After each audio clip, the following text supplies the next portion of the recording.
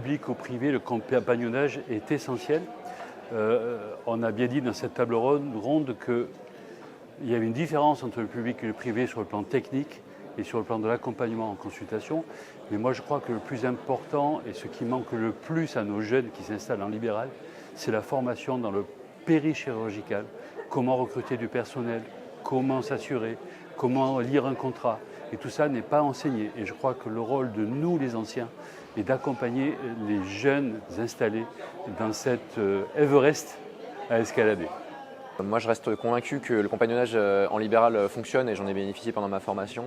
Je pense que c'est quelque chose à défendre parce que ça fait partie de la formation aussi d'aller dans le libéral pour voir comment ça se passe d'un point de vue chirurgical, mais aussi d'un point de vue de structure et d'exercice.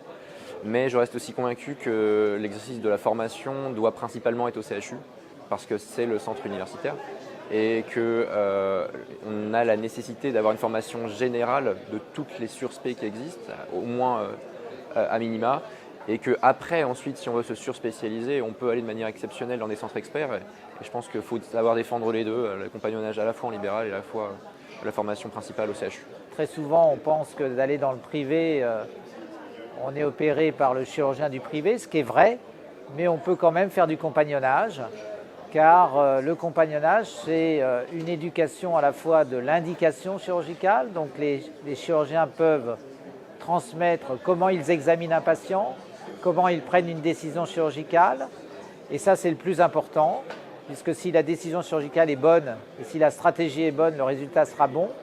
Après, le chirurgien peut accompagner le chirurgien opérateur au bloc opératoire, l'aider, suivre l'opération, prendre les bonnes techniques. Mais le compagnonnage aussi, c'est avoir accès à des congrès, et ça on peut promotionner l'accès aux congrès, avoir accès à des plateformes de formation vidéo, avoir accès à des articles écrits, avoir accès aussi à des vidéos que les instituts ont dans le privé. Donc, en privé, on peut assurer du compagnonnage et c'est un excellent complément de l'hôpital. Je vous invite à ne pas hésiter à faire des stages en libéral, c'est tout à fait possible.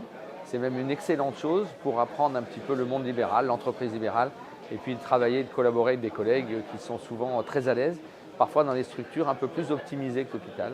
Et en collaboration avec l'hôpital, vous pouvez ainsi avoir une formation complète. N'oubliez pas quand même de bien vous assurer et de demander aux collègues chez qui vous allez d'avoir informé leur assureur.